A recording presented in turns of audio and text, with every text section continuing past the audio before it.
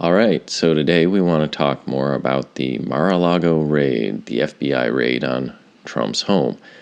And I'm going to assume by now you're familiar with the basics of the story because every content creator and news agency in the world has been talking about it breathlessly and nonstop.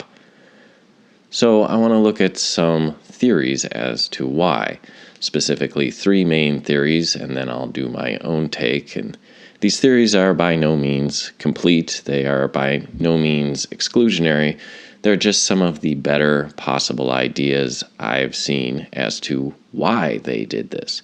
Because, of course, there's a tremendous amount of political risk in what they've done, and the blowback was immediate and is likely to continue for who knows how long, possibly decades.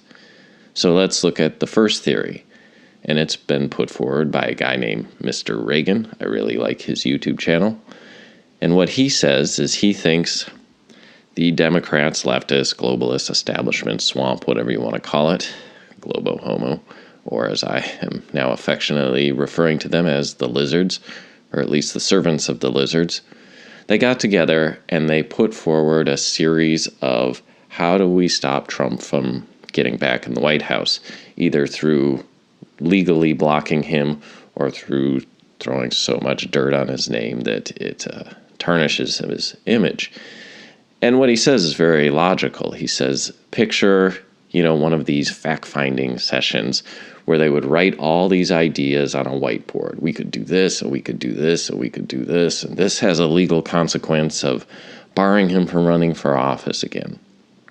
And his argument is they've just been going down the list from most powerful and most likely to succeed sort of operation. And if that operation fails, they then go down to the next idea and they go all in each time. So you get impeachment 1, impeachment 2, you get Russia, you get J6, which is now flagging, and we're going right into midterms. And so they come up with this nuclear codes thing, which is also completely absurd.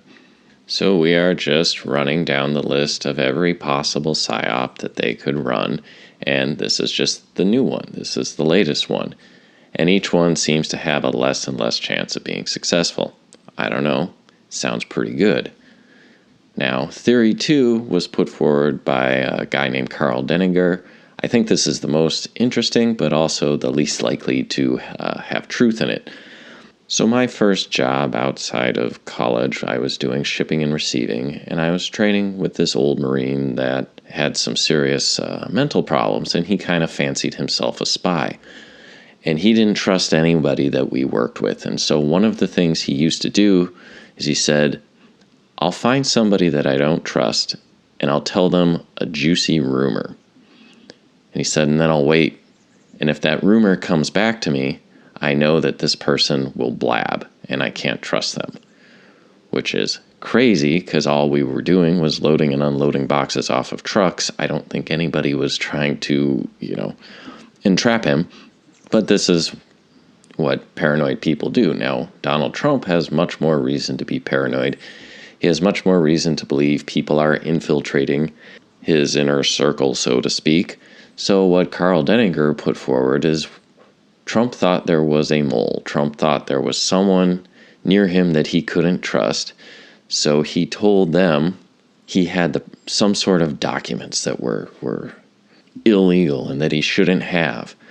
And so when the FBI came to Mar-a-Lago, they went to his, quote, newer safe, which was a big deal. The Trump safe, and they finally got it open and the safe was empty. This would have a couple of effects. He has identified the mole. He now knows that one person, whoever it is, that was pretending to be trustworthy, that he knows he can't trust. Now, we have no idea, kind of the cloak and dagger games, what the heck is going on there. But, that person would be busted, presumably fired. Now, the 4D chess comes in because he's also made the FBI and the DOJ look terrible. He's lowered their status, which they smeared him for his entire presidency, and he's also solidified the Republican base. A lot of people that had drifted away from Trump have now rallied to his cause. Even a lot of never-Trumpers have realized if they're going to be sending the FBI against Republicans just because they don't like them, they could send them to me. Heck, they even got Mike Pence back defending Trump, which after he stabbed him in the back is pretty amazing. And everyone but the most idiotic anti-Trumper can see that this is a problem. This is how far it's gone. If the former president can just have his rights violated, what hope do you have? What hope do you think you have? And lastly, Carl notes that he now has all the surveillance video. He can now run campaign ads with FBI agents rooting through Melania's underwear drawer. You can't tell me this isn't going to gross out and affect women on a very visceral level when they see men hiding behind their badge to root through Melania's panties. And that's what you're going to think of when you think of the FBI, the DOJ, and the Democrat Party now, violating women. Nasty. So, again, this one we may never know. Was this all a 4D chess move set up by Trump? Hard to say, but if it is, it was a brilliant one. Lastly, we always have to keep in mind the FBI and the DOJ are corrupt to the core. They were involved with the Clinton, Epstein, Lolita Express thing for decades. And the theory is that Trump had relevant documents incriminating high-ranking members and powerful people that, well, indulged.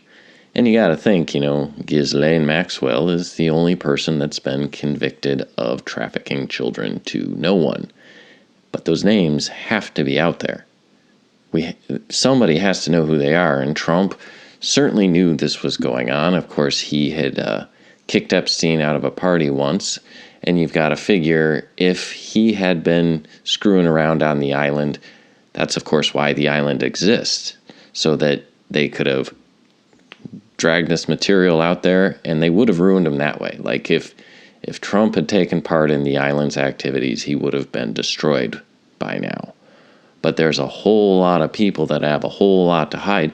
In fact, in many ways, it seems as if the entire intelligence apparatus was in on this, and if the general public at large got a list of the names, you could bring down the entire system. Like, this is a matter of national defense because anyone is compromised. It's gross, and that's why they would take such a blatant and desperate move, is because they had no other choice. He had something that he could destroy them all with. Of course, that would imply he was still using it as a negotiation point rather than just sharing the damn thing and getting it out there, but that would be Trump.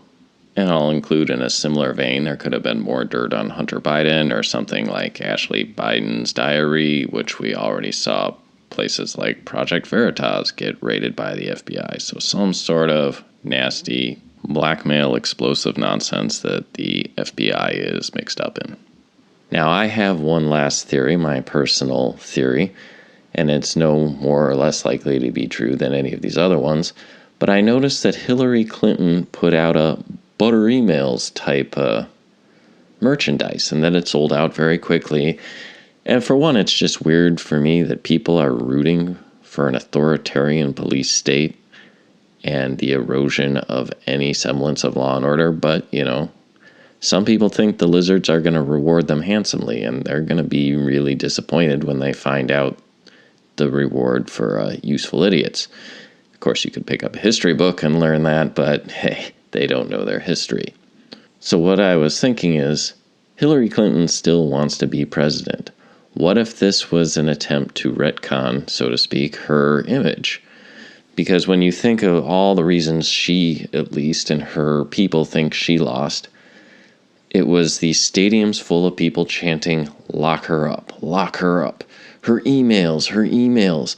And since these people have no respect or concept for the power of truth, but think everything is just sloganeering, after all, they saw an entire nation vote for a brown man who simply said, yes, we can, over and over again.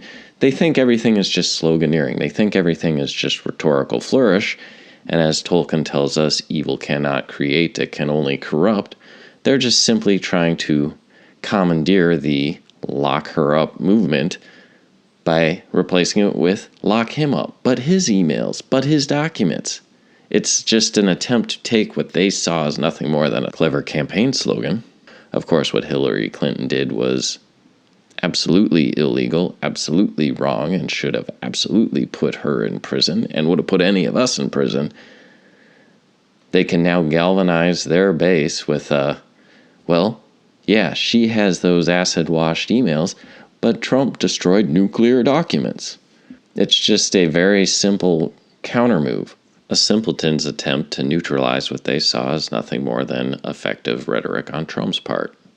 And you can see some surface-level thinking Democrat think tank, like, how do we counter but her emails when we run her again next time? And it's like, oh, but your documents, and the whole thing's been neutralized. It may just be like that simple political scheming. Just he moves this checkers piece on the checkers board, and we move this checkers piece. And it's not completely unreasonable. I mean, she still wields immense political power. She's still actively killing people every day that have either crossed her or broke news stories she doesn't like. So I think the Hillary and the Clintons still have a massive sway over the FBI, and that if she wants to run again, she knows she has to deal with the acid-wash emails thing. And if my theory is correct, she has. Because there is sadly just an army of people that want so badly to believe that this was nothing more than just a clever psyop by the Trump campaign. So, have you heard any theories that I didn't mention here that you think sound good, or do you have any of your own? Because this is something I'd like to kind of figure out. Now, the side effect of this, the blowback from this, seems to be that Trump is stronger than ever. As Jack Posobiec pointed out, he just won the nomination because of this. I think in many ways this has made Trump stronger than ever, and this wouldn't be the first time the FBI bumbled a response. You know, Comey did the same thing. While attempting to help, he actually hurt the deep state. Now, whatever's true, whether it's one of these theories, part of these theories, or something else entirely, we can be sure of one thing absolutely, and it's that the lizards are desperate to keep Trump out of office.